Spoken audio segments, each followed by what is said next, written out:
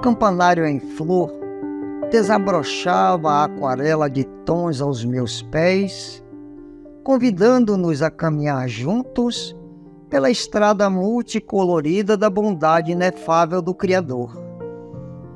Pássaros e borboletas translúcidos erguiam suas asas cariciosas ao sopro do vento aromatizado de lírios e jasmins que por todo o ambiente cobria a nossa singela e bela trilha em magistral quadro de beleza pacificadora e acalentadora para os corações que buscavam o amor com doçura nas intenções.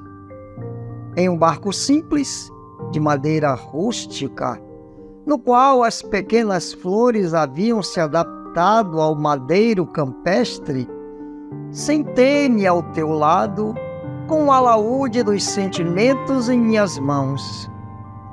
Nas primeiras notas, que transcendiam em luzes espargidas dos meus dedos, convidei-te a cantar comigo a canção da renúncia incondicional e do sacrifício impostergável para os deveres mais profundos do coração.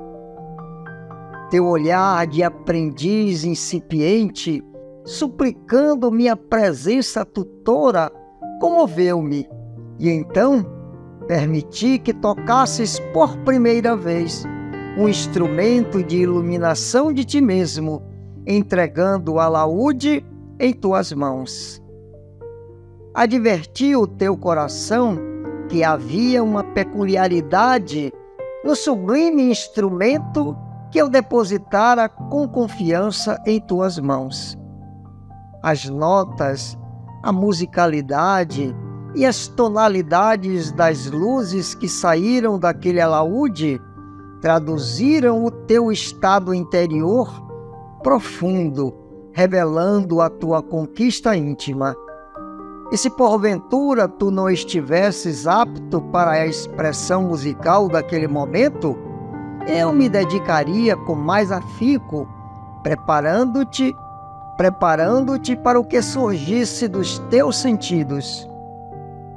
Entreguei-te, com carinho e zelo, um instrumento precioso, e após poucos segundos, vi que tu te posicionavas para a apresentação musical almejada. Entretanto, tomando postura estranha e incomum, tu te fizeste destituído da minha sugestão amorosa e, desejando exibir-te para ti mesmo, começou os primeiros acordes que estrangulavam uma melodia carregada de vaidade e prepotência que muito me comovi de impostergável paixão. Não eras tu o aprendiz interessado de antes? Não te parecia tão dócil às minhas aulas de prática das virtudes pelos acordes do sentimento? Apenas um minuto na posse do alaúde sublime e tu te inclinavas à exibição tão triste quanto infantil? Ó amado incipiente e nécio das questões profundas do amor, o alaúde em tuas mãos se transtornou com o amplificador daquilo que trazias nas vibrações das emoções, e a minha solidariedade contigo foi desprezada pelo teu desejo implacável de tomar à força as habilidades e conquistas que ainda não te esmeraste por apresentar. Por enquanto, eu ficarei com o alaúde, até que aprendas a buscar o prazer da melodia da vida sem manifestas expressões de competitividade da alma. Deverás agora recomeçar do primeiro acorde, estudando com esmero toda a escala das oitavas infinitas do esforço pessoal, humilhando a tua própria condição de aprendiz, aprendendo a aprender em primeira instância, para somente depois disso poder tocar as primeiras cordas do alaúde divino na propagação da verdade. Recomeça, querido e amado aprendiz. Recomeça o quanto antes, para que a tua volta triunfal de amor não tarde a chegar. Tua irmã, Autorreflexão.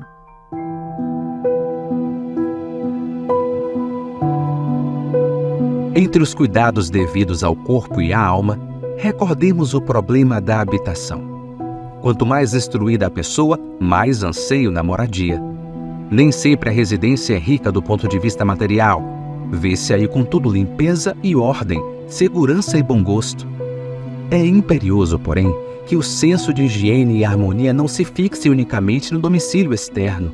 Necessário que semelhante preocupação nos alcance o pouso íntimo. A mente é a casa do espírito. Como acontece a qualquer vivenda, ela possui muitos compartimentos com serventia para atividades diversas.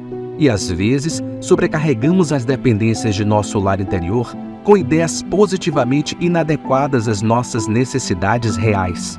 Quando preconceitos enquistados, teorias inúteis, inquietações e tensões, queixas e mágoas se nos instalam por dentro, dilapidamos os tesouros do tempo e as oportunidades de progresso, de vez que impedimos a passagem da corrente transformadora da vida, através das nossas próprias forças. Sabemos que uma casa, por mais simples, deve ser arejada e batida de sol para garantir a saúde. Ninguém conserva lixo de propósito no ambiente familiar. Qualquer perturbação no sistema de esgoto ou na circulação da energia elétrica representa motivos para assistência imediata. Desde épocas remotas, combatemos a escuridão. Da tocha à candeia e da candeia à lâmpada moderna, esmera-se o homem na criação de recursos com que se defender contra o predomínio das trevas. Pondera quanto a isso e não guardes ressentimentos e nem cultives discórdias no campo da própria alma. Trabalha, estuda, faz o bem e esquece o mal, a fim de que te arregimentes contra o nevoeiro da ignorância. Tua mente, tua casa intransferível. Nela te nascem os sonhos e aspirações, emoções e ideias, planos e realizações. Dela partem as tuas manifestações nos caminhos da vida, e de nossas manifestações nos caminhos da vida depende o nosso cativeiro à sombra ou a nossa libertação para a luz.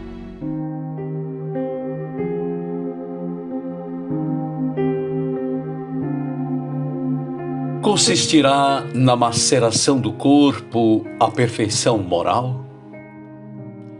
Para resolver essa questão, apoiar-me-ei em princípios elementares e começarei por demonstrar a necessidade de cuidar-se do corpo, que, segundo as alternativas de saúde e de enfermidade, influi de maneira muito importante sobre a alma, que cumpre se considere cativa da carne. Para que essa prisioneira viva, se expanda e chegue mesmo a conceber as ilusões da liberdade, tem o corpo de estar são, disposto, forte. Façamos uma comparação. Eis se acham ambos em perfeito estado. Que devem fazer para manter o equilíbrio entre as suas aptidões e as suas necessidades tão diferentes? Inevitável parece a luta entre os dois e difícil achar-se o segredo de como chegarem ao equilíbrio. Dois sistemas se defrontam. O dos ascetas, que tem por base o aniquilamento do corpo, e o dos materialistas, que se baseiam no rebaixamento da alma. Duas violências quase tão insensatas uma quanto a outra. Ao lado desses dois grandes partidos, formiga a numerosa tribo dos indiferentes, que sem convicção e sem paixão são mornos no amar e econômicos no gozar. Onde então a sabedoria? Onde então a ciência de viver? Em parte alguma. E o grande problema ficaria sem solução se o Espiritismo não viesse em auxílio dos pesquisadores, demonstrando-lhes as relações que existem entre o corpo e a alma, e dizendo-lhes que, por se acharem em dependência mútua, importa cuidar de ambos. Amai, pois, a vossa alma, porém, cuidai igualmente do vosso corpo, instrumento daquela. Desatender as necessidades que a própria natureza indica é desatender a lei de Deus.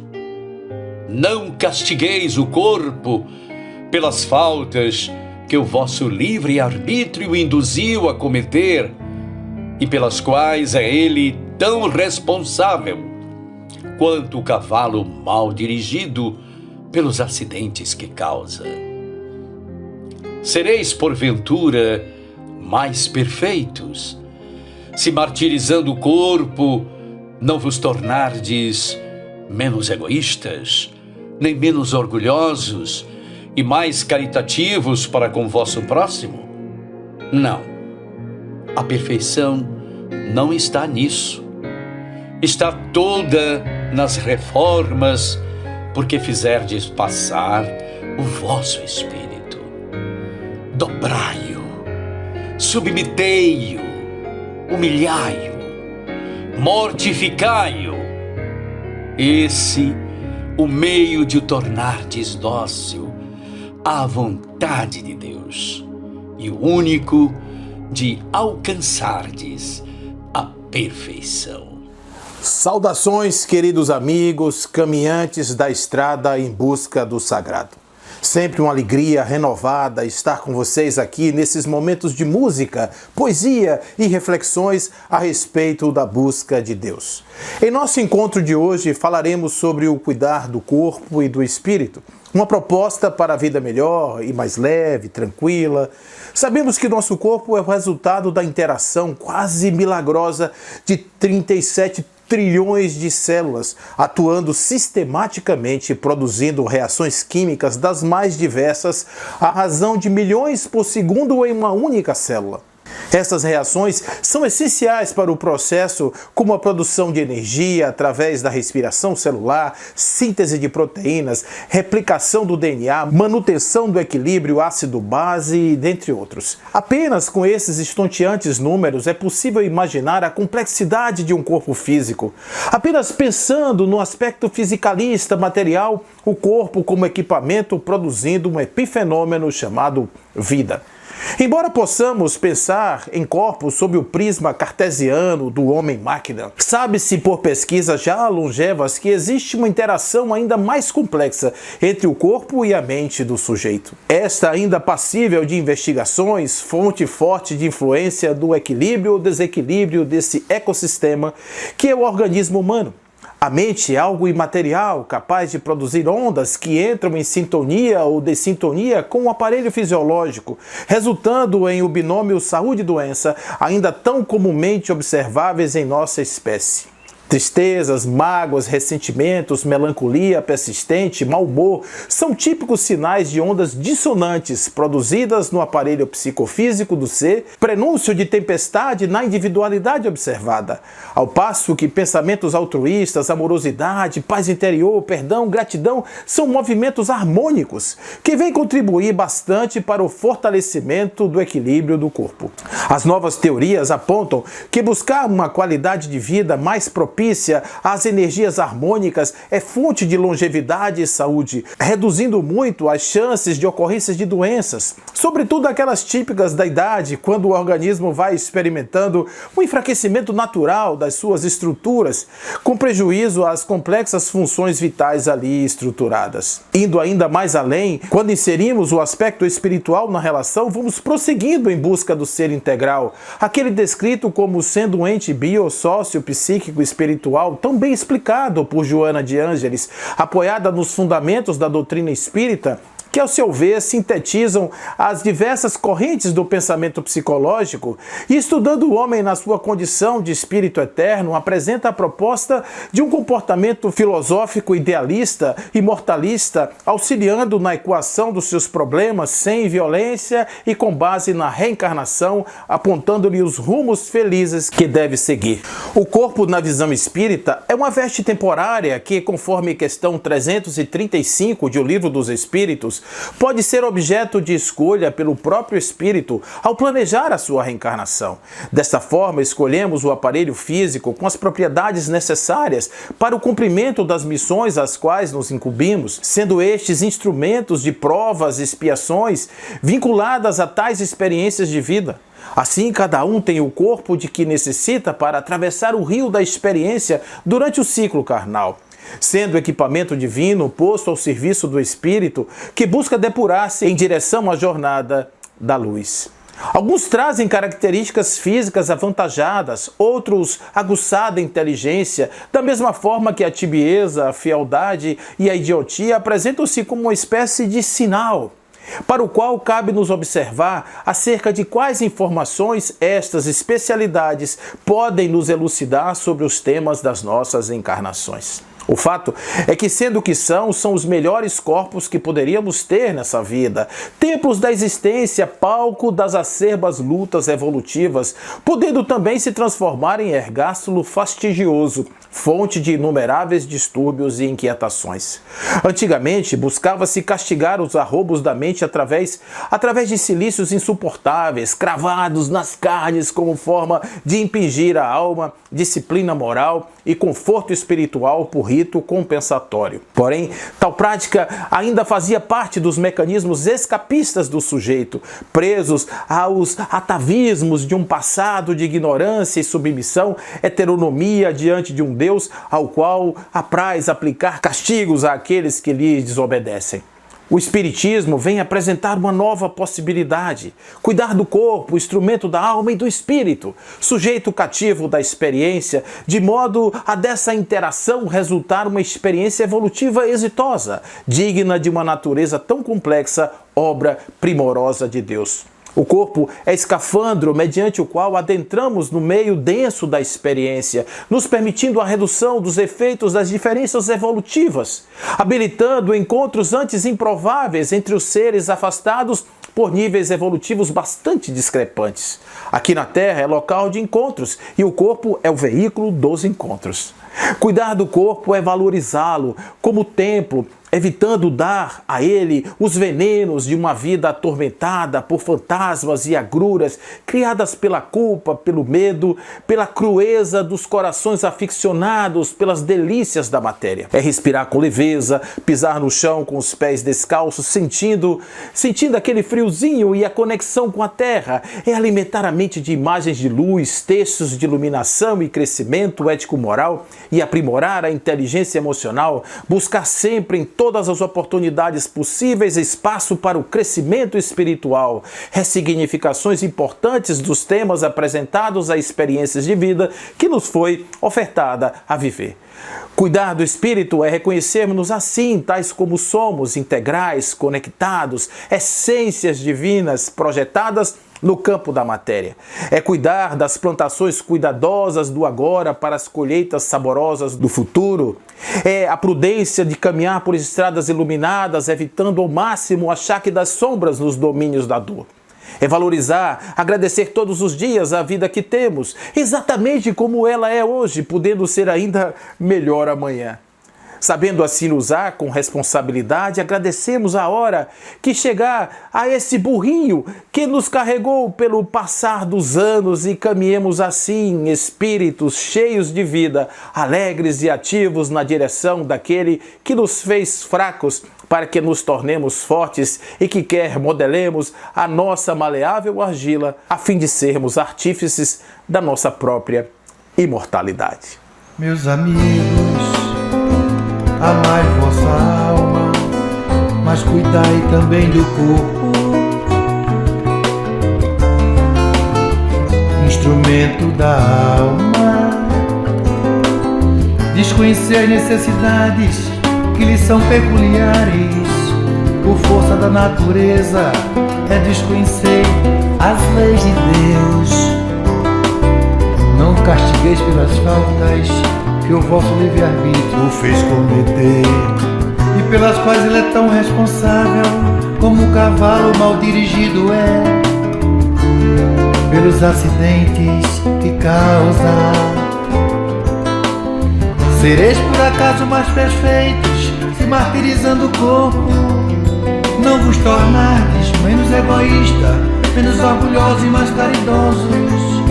Não, a perfeição não está nisso,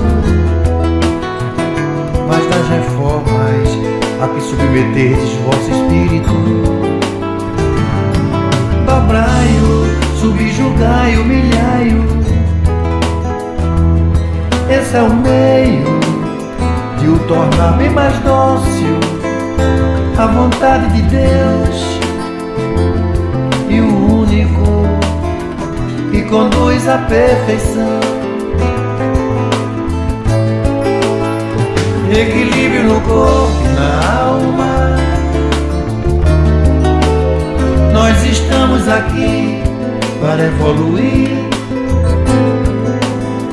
É preciso amar, se cuidar, aprender a ser feliz. Equilíbrio no corpo e na alma. Nós estamos aqui para evoluir. É preciso amar, se cuidar, aprender a ser feliz.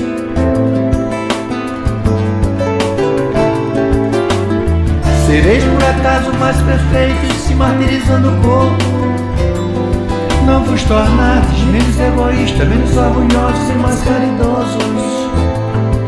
Não, a perfeição não está nisso, mas nas reformas a que submeterdes o vosso espírito. Dobrai-o, subjugai, humilhai-o. Esse é o meio de o tornar bem mais dócil à vontade de Deus, e o único que conduz à perfeição.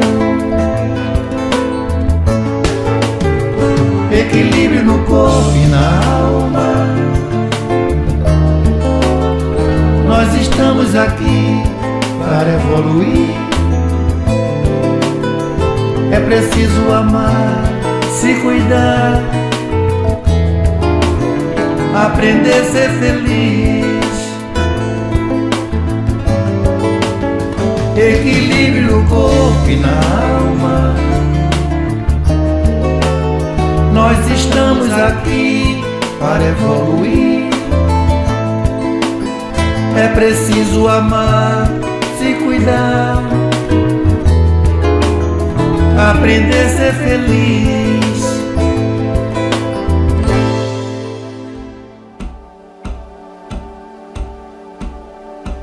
Disse a alma, chorando, ao corpo aflito: por que me prendes, triste barro escuro? Se busco o espaço imenso, se procuro o império resplendente do infinito, por que me deste a dor por sanbenito no caminho terrestre áspero e duro? Por que me algemas a sinistro muro, o coração cansado, ermo e proscrito? Mas o corpo exclamou: cala-te e ama. Eu sou na terra a cruz de cinza e lama, que te serve de ninho, templo e grade. Mas dos meus braços partirás um dia, para a glória celeste da alegria, nos castelos de luz da eternidade.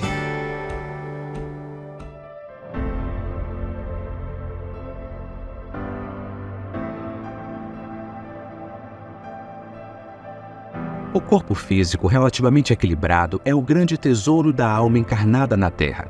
Com ele podes fortalecer os laços da fraternidade através da palavra, auxiliar o próximo pelos gestos de compreensão e socorro, amparar a vida e a natureza pelo trabalho das mãos, examinar a extensão das bênçãos divinas que te cercam por intermédio dos olhos, registrar as harmonias da criação com os ouvidos, traçar estradas de boa vizinhança com os pés e, sobretudo, enriquecer a própria experiência, amealhando eternas conquistas para a imortalidade, pelo exercício de tua mente e de teu coração na prática incessante do bem. De posse da abençoada máquina física, podes resgatar o passado, iluminar o presente e engrandecer o futuro. Não te coloques, pois, à margem da luta, acusando o companheiro que recebeu a inquietante provação da riqueza material. Quase sempre o proprietário de vastos bens transitórios é um viajante solitário e aflito na terra, carregando nos ombros dilacerados esmagadora cruz de ouro maciço. Se te encontras distanciado de semelhante impedimento, és mais livre e mais rico para estender o bem. Não percas tempo condicionando a caridade ao lastro do dinheiro fácil. Sê útil ao companheiro que passa no mundo suportando o peso de cofres incômodos, porque raros conhecem toda a responsabilidade daquele que foi chamado a distribuir os dons da terra. Ao invés de espalhar o vinagre da censura, expande-te na solidariedade e no entendimento, dilatando o clima do amor fraterno, e na convicção de que nenhuma riqueza do chão de pedra vale um só fragmento dos teus braços, adianta-te no roteiro do Evangelho, convencido de que a maior caridade não é aquela que somente entrega ao irmão de luta o que sobra na bolsa, mas a que ajuda sempre, irradiando fraternidade e luz, a fim de que a vida se eleve e melhore para todos os que rodeiam na grande caminhada terrestre. Despertou certa manhã em seu luxuoso quarto, tocada pelos primeiros raios de sol que adentravam pela janela de cortinas esvoaçantes. O vento frio da manhã convidava ao aconchego dos cobertores jogados sobre o corpo e ela ainda não se decidira se levantava ou se continuava ali, desconhecida e escondida, embalando sonhos e pensamentos, mundos de fantasias em uma corte de pessoas inexistentes, presentes apenas em seu mundo íntimo. Belala era filha de um poderoso comerciante de tecidos e, embora vivesse uma vida de opulência e conforto, sofria em sua intimidade por haver nascido em um corpo do seu desagrado. Realmente, a beleza não lhe visitara um dia sequer. Traços grosseiros lhes ornavam a face, emoldurada por uma cabeleira desgrenhada, típica dos despertares. Por certo, seria uma caricatura viva, objeto de troça pela garotada da vizinhança. Belala era, por isso, bastante infeliz. Um auxiliar da residência, imaginando que a menina despertava, vinha para prepará-la, para sair do quarto. Preparava-se o banho, roupas, perfumes, adereços que amenizavam os desequilíbrios estéticos da menina. Era uma senhora risonha, de bem com a vida, que adentrava como luz naquele aposento todos os dias pela manhã. Belala adorava sua companhia e retribuía cada sorriso com um lirial sorriso de expressão meiga e de inigualável amorosidade. Sim, Belala era uma pessoa de energia especial, como se podia dizer por aí, uma alma boa. Puxa daqui, estica dali, põe um nó, põe um pozinho aqui, agora um creme, tintura para os cabelos. Ao longo de algumas horas, estava Belala pronta para as apresentações e para as atividades corriqueiras.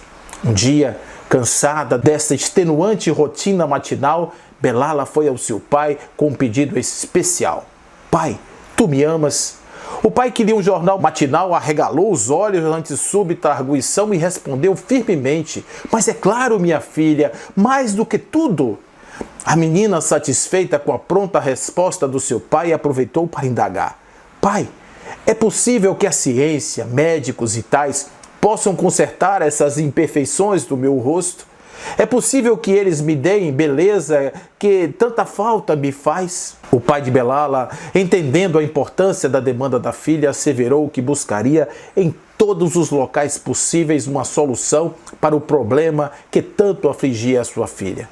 Belala saiu contente, estava extasiada diante da resposta afirmativa do seu pai e correu para a porta da sala, saiu pela varanda e tomou o rumo do jardim, local que ela se refugiava para encontrar com seus amigos imaginários e conversar com os pássaros que ali viviam. Sentou-se em um banco e passou a sonhar com a nova aparência. Via-se assim, entrando nos bailes com vestidos longos, olhar dulcificado pela inocência e apimentado pelos sonhos de debutante. Todos olhavam os seus passos lentos e precisos com indagações do tipo: que mulher exuberante! Nossa, que beleza imaculada! De onde surgiu tamanha beldade? Belala perdia-se em devaneios e pensamentos quando se percebeu fora do corpo.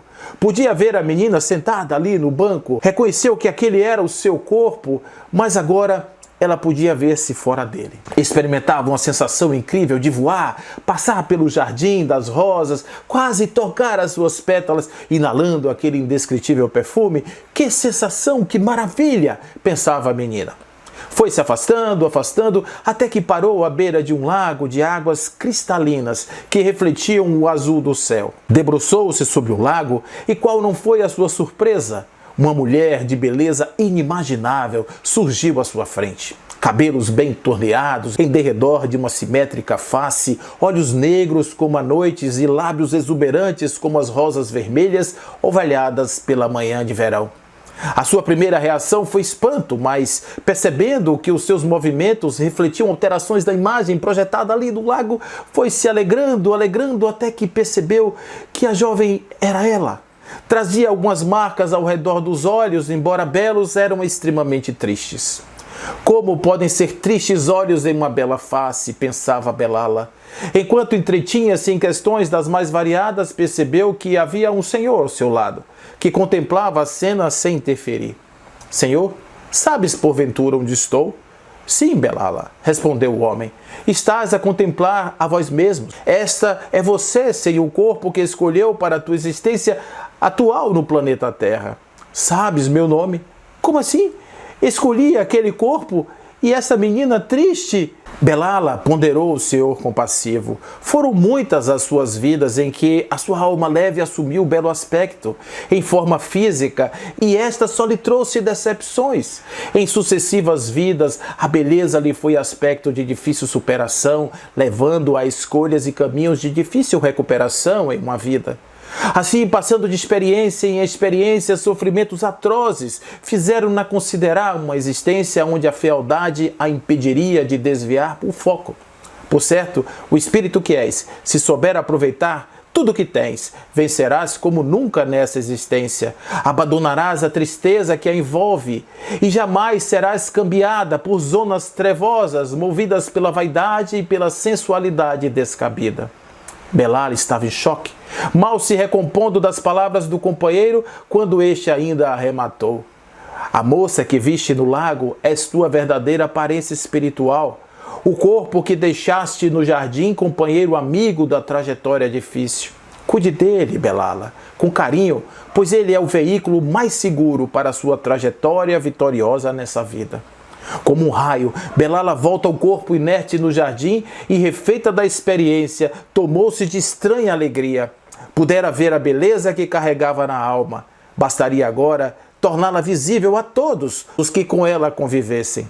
Na manhã seguinte, o pai vem todo feliz dar as novidades. Médicos especialistas haviam afirmado que sim, eram capazes de transformar aquele rosto, dando a beleza tão desejada a Belala.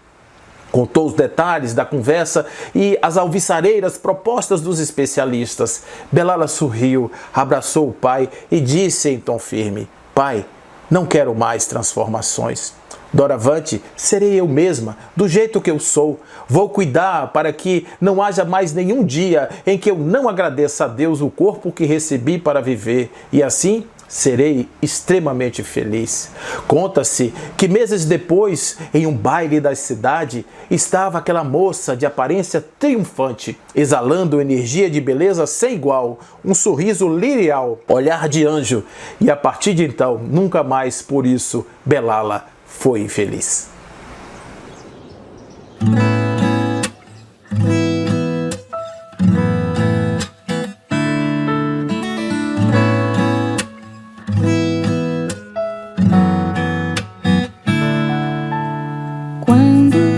Eu paro em mim, respiro e me observo, procuro assim o meu centro, abro as portas pra mim.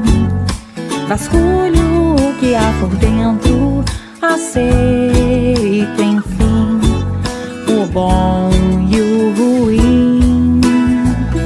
Me jogo ao vento, recolho os resíduos, coloco ao relento o que não me faz bem. Escuto a chuva, passeio contigo, abraço um amigo e choro também, se me convém. Quem nunca, quem nunca. Eu cuido de ti, tu cuidas de mim, cuidamos de nós juntos. Eu cuido de ti, tu cuidas de mim, cuidamos de nós juntos. Eu cuido de mim, tu cuidas de ti, cuidamos de nós juntos.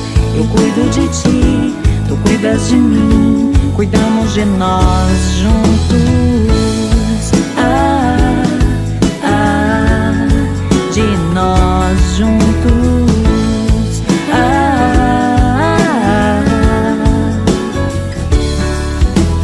Quando eu paro em mim, respiro e me observo, procuro assim o meu centro, abro as portas pra mim, vasculho o que há por dentro, aceito enfim o bom e o ruim.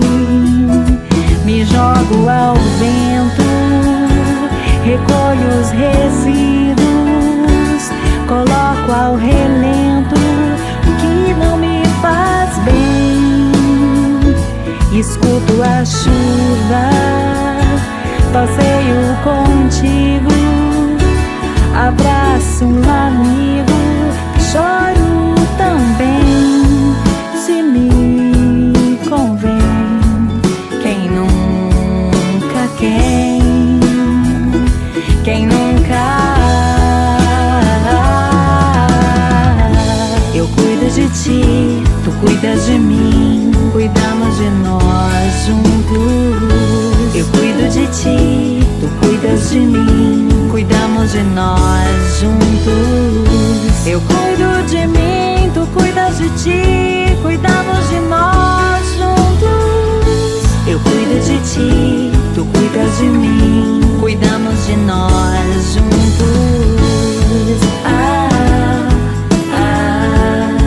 De nós juntos.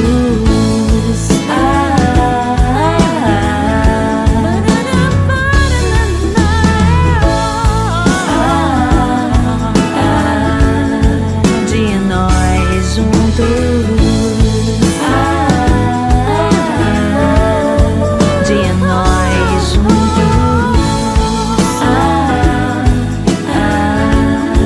De nós juntos.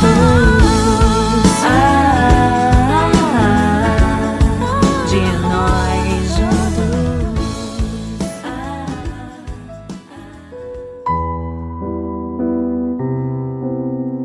Carne, vaso de dor, sinistro e belo, estruturado em grânulos de escória, relicário de lama transitória, tugúrio estreito e fúlgido castelo. Assinalas em lúgubre duelo, o bem e o mal na cinza merencória, mas elevas o lodo para a glória, da sombra à luz, em trágico flagelo. Louvor à encarnação que te sustenta, lâmpada de amargura ansiosa e lenta, ergástulo do amor puro e profundo. És a humana e arcangélica fornalha, templo e gleba, onde Deus sonha e trabalha, santificando as lágrimas do mundo.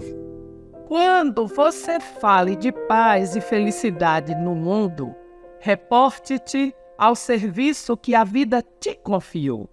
Efetivamente, não podemos acionar alavancas que determinam tranquilidade e ordem para milhões de pessoas. No entanto, é justo assegurar a harmonia do teu recanto. Seja ele uma casa de vastas dimensões, um pequeno apartamento ou apenas um ângulo de quarto estreito. Esse é o seu mundo pessoal, que povoa mecanicamente com as suas forças mentais consubstanciadas naquilo que sentes e naquilo que sonhas. É razoável colocar nele o que você possui de melhor, a limpeza digna e os pensamentos nobres, os planos de aventura e os anseios que você tem de progresso.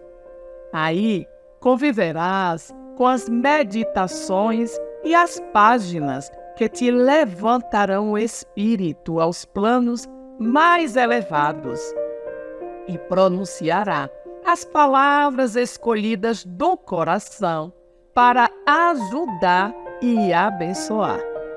Nessa faixa de espaço, instalará as flores menos felizes dos outros em torno da vida, de modo a reformulá-la sensatamente com o verbo otimista e edificante do que apresenta, aperfeiçoando e abrilhantando as ideias e opiniões que te irão procurar a convivência. Embalsamarás esse lugar bem pequenino com as vibrações de seus preços, nelas envolvendo os amigos e envolvendo também os teus adversários, endereçando a cada um deles a tua mensagem de entendimento e a tua mensagem de concórdia, daí saindo de sol a sol, a fim de espalhares o melhor de ti mesmo, a benefício dos semelhantes, a começar do reto cumprimento das tuas obrigações. Toda vez que você visita a escutar comentários alarmantes sobre as convulsões da Terra ou dos problemas cruciais da humanidade, reporta-te ao teu recanto e recomeça nele, cada dia, o serviço do bem. Todos possuímos situações particulares perante a providência divina, tanto quanto possuímos exato lugar à frente do sol. Considere a importância da tarefa em suas mãos para o engrandecimento da vida como um todo. Tudo o que existe de grande e tudo o que existe de belo, de bom e de útil vem originalmente do Criador por meio de alguma criatura em alguma parte. Examina o que sentes, pensas e fazes no lugar em que tu vives. Teu recanto, presença tua, onde estiveres, estarás produzindo algo diante do próximo e diante de Deus.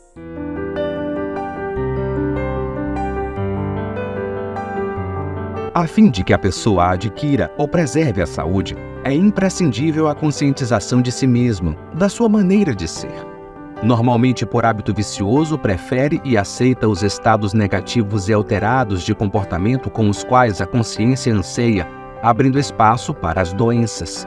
Permite-se desse modo a raiva, o ciúme, a queixa, a ansiedade e tomba em depressões injustificáveis que são as portas de acesso a enfermidades variadas. Justificando sempre os pensamentos perturbadores e as ações perniciosas, recusa-se a renovação da paisagem mental com a consequente mudança de atitudes, mas se predispondo ao desequilíbrio.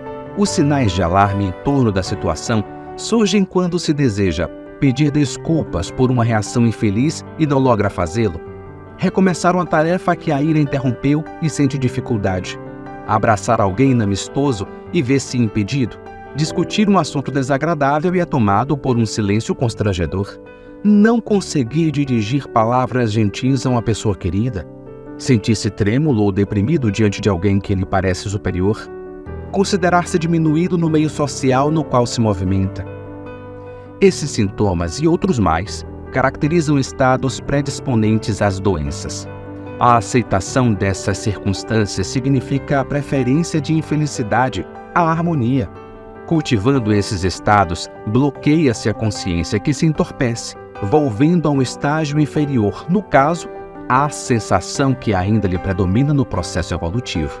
Sendo a pessoa livre para preferir ser saudável ou enferma, cabe à consciência agir com liberdade profunda, isto é, a opção de ser feliz. Começa por te desfazeres dos padrões mentais antigos, negativos, que te condicionaram à aceitação dos comportamentos doentios. O treinamento de novas maneiras de pensar, baseadas na ordem, no bem geral, na superação das próprias possibilidades, criará automatismos e reflexos que trabalharão pela tua harmonia e saúde. É necessário assumir o controle de ti mesmo, o que equivale a dizer à conscientização, esse estágio superior no qual a emoção conduz à sensação. Não medir esforços para a aquisição da saúde mediante a consciência do dever para consigo mesmo é o desafio a enfrentar e vencer, através das pequenas peças do sacrifício, da perseverança e do trabalho.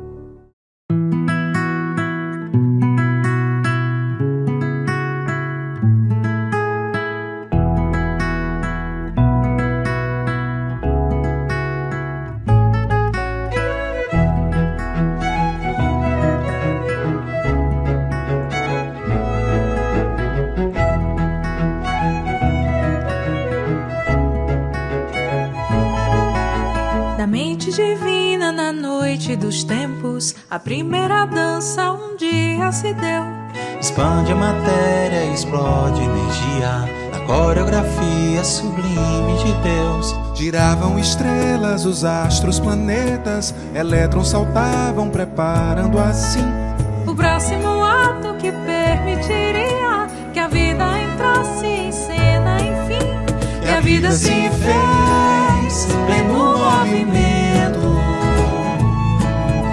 espaço e tempo em seu poder.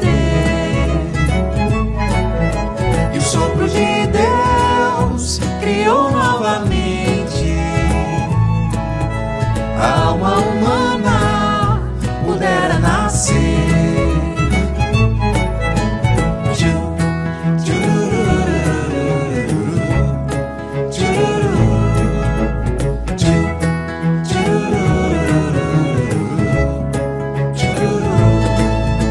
Assim nessa dança de pura beleza, toda a natureza se põe a bailar.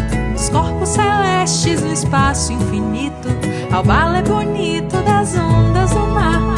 as folhas, os ventos, o sol, as areias, o fluido cósmico universal, as ondas geradas pelo pensamento e toda energia espiritual. Por isso é que eu danço e lanço ao vento, corpo em movimento é minha expressão. Por isso é que eu danço de corpo e alma. A dança me acalma, é minha oração. Por isso é que eu danço, me lanço ao vento, corpo em movimento é minha expressão. Por isso é que eu danço de corpo e alma. A dança me acalma, é minha oração.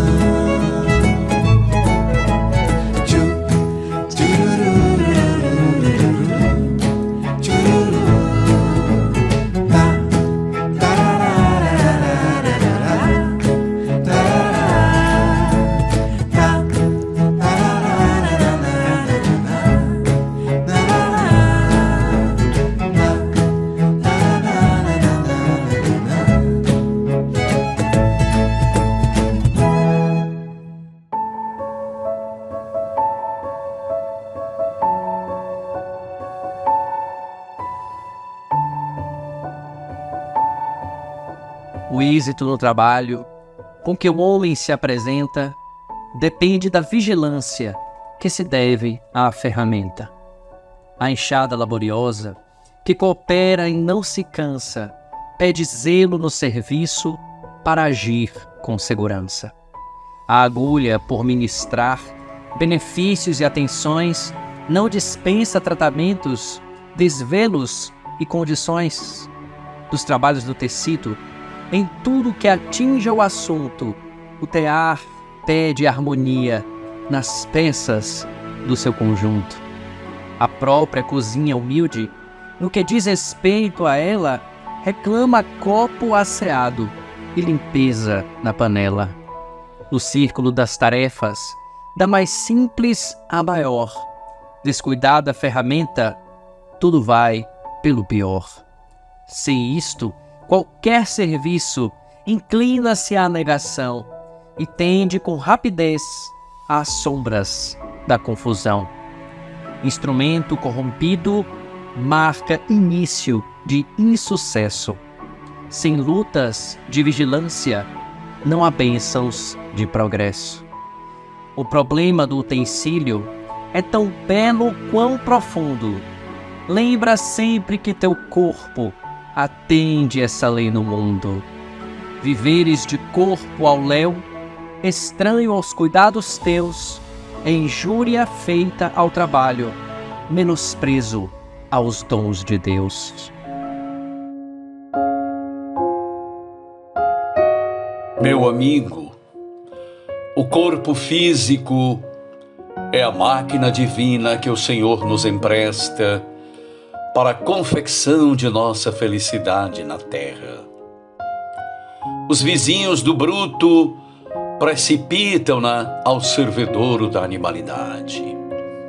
Os maus empregam-na, criando o sofrimento dos semelhantes.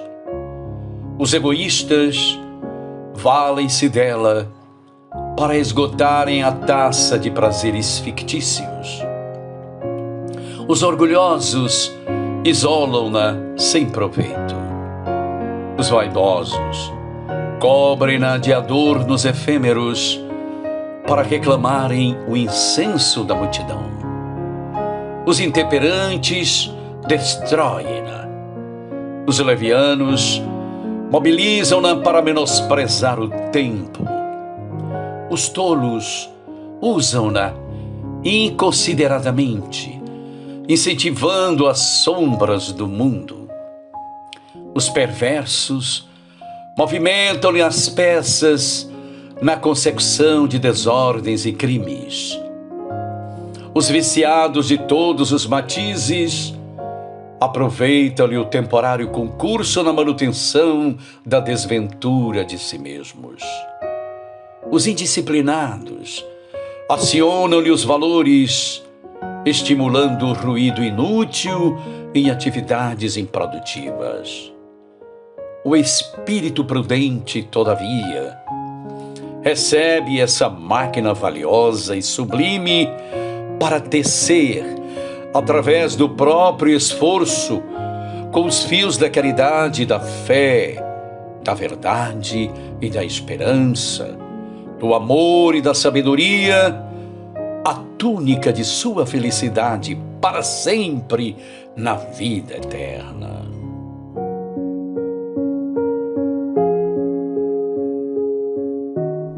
Tu, que nos deste no tempo o sábio condutor de nossos destinos, faze-nos entender a bênção dos minutos, a fim de não perdermos o tesouro dos séculos.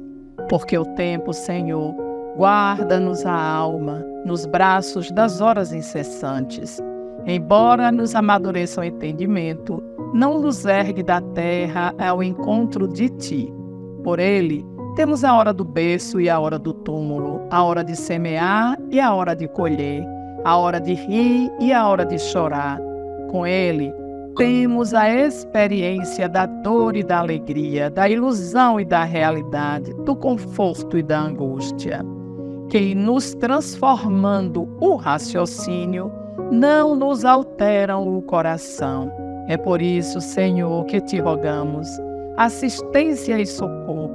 Ajuda-nos a cooperar com os dias, para que os dias colaborem conosco. Ensina-nos, Senhor, a buscar a hora de buscar-te, no respeito dos teus desígnios, no trabalho bem vivido, no estudo de tuas leis, nos serviços aos semelhantes, na contemplação de tua grandeza. E na ação constante do bem, livra-nos, Senhor, da inércia, porque sem tua bênção, a ronda dos milênios é só repetição, prova e monotonia. Divino amigo, vem. Que assim seja.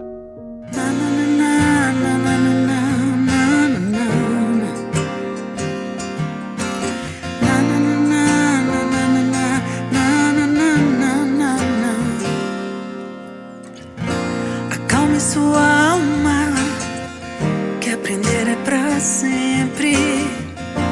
O corpo sente o que passa na mente. Respeite o seu tempo e entenda você. Agradeça por poder viver. Agradeça por poder